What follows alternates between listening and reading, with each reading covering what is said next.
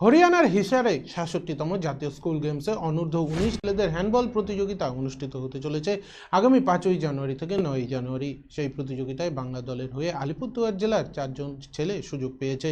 তার মধ্যে ফালাকাটা ব্লকের দেওগাঁও গ্রাম পঞ্চায়েতের দেওগাঁও উচ্চ বিদ্যালয়ের পড়ুয়া দুজন আবু আরাফাত ও রাজ এবং সোহেল আলম রয়েছে। মঙ্গলবার ট্রেনে করে কলকাতার উদ্দেশ্যে রওনা দেয় তারা। কলকাতা থেকে তারা দলের সঙ্গে হরিয়ানা যাবে। প্রত্যন্ত গ্রামীণ এলাকা থেকে রাজ্য দলের সুযোগ পাওয়ায় ভীষণ খুশি দেওগাঁও উচ্চ বিদ্যালয়ের শিক্ষকরা।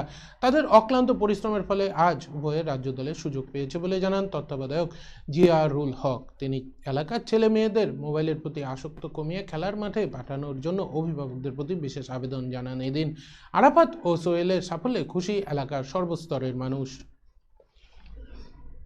67 ন্যাশনাল স্কুল গেমস, যেটা হচ্ছে হ্যান্ডবল, হরিয়ানার হিয়াসে অর্গানাইজ হচ্ছে। প্রত্যেকটা স্টেজ থেকে একটা করে টিম যাচ্ছে, 16 জনের টিম।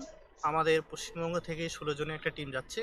সেই টিমের মধ্যে আমাদের আলিপুরদুয়ারের 4 জন এবং আমাদের দেওগাঁও স্কুলে 2 জন। একজন হচ্ছে সোহেল আলম আর একজন হচ্ছে আবু আরাফাত রাজ।